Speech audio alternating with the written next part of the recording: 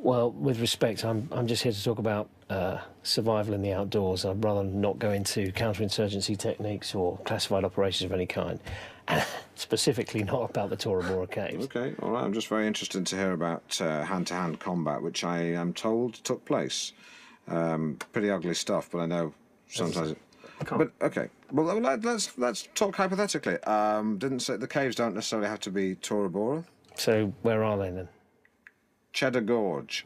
So the Taliban have come over to Cheddar Gorge? Not necessarily the Taliban. Could be a radicalised homegrown terrorist cell. Like? The RSPB. I'm pretty sure that the Royal Society for the Protection of Birds is non-violent. At the moment, they're not violent, but what if we kicked it up a notch? Let's paint a scenario. The last osprey in Britain is killed by a football.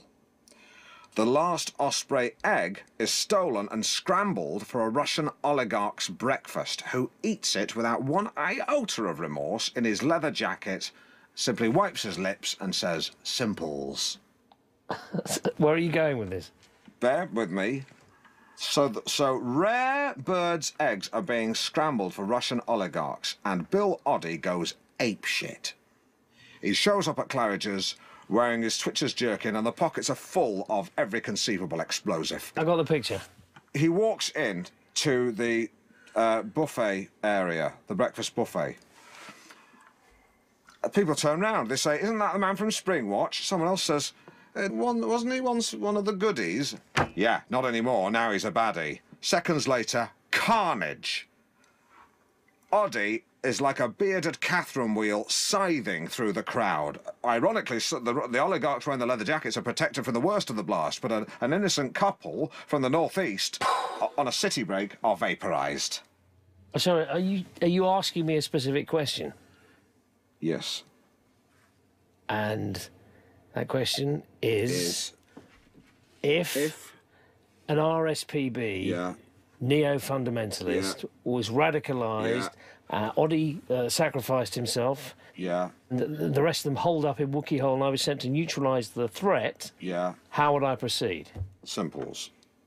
You really want to know? Yeah, let's hear it. Hand-to-hand combat, commando style. Do you mind if I stand up? No, please. Take the floor. Take the floor. The floor is yours. You have the floor. So, in Special Forces, we're given licence to use bespoke techniques, improvised weaponry, that sort of thing. My favourite for hand-to-hand combat is this brass knuckle, which I've adapted. I've stuck a protruding blade on one side, very sharp. What I would do is, when I'd attack the first insurgent, punch him full in the face as hard as I could until I felt a splinter of bone, that his nose was truly shattered. And then, as he's toppling backwards, grab hold of him with your right hand and bring my hand back with the blade like an arc across his throat, severing one or preferably both of the carotid arteries. If you get it right, the neck opens up, completely yawns back like a Muppet's mouth. Oh my God.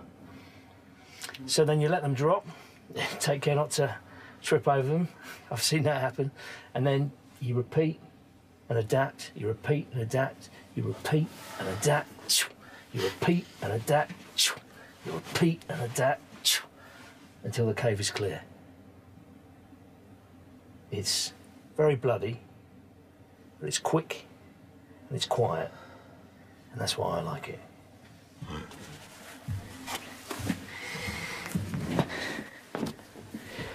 Any questions? No. Yeah, which Muppet? You rejoin us on Mid-Morning Matters.